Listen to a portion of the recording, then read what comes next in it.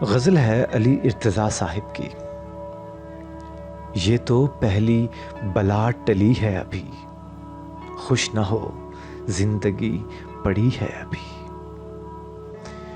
یہ تو پہلی بلا ٹلی ہے ابھی، خوش نہ ہو زندگی پڑی ہے ابھی۔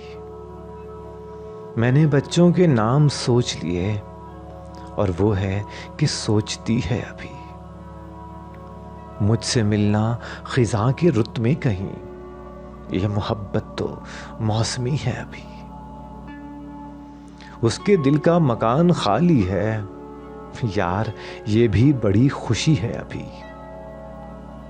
ایک ہی فیصلہ تو مشکل ہے، دل لگا ہے کہ دل لگی ہے ابھی۔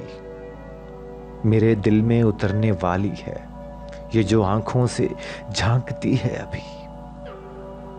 زخم تازہ ملے ہیں تب جا کر ایک تازہ غزل ہوئی ہے ابھی۔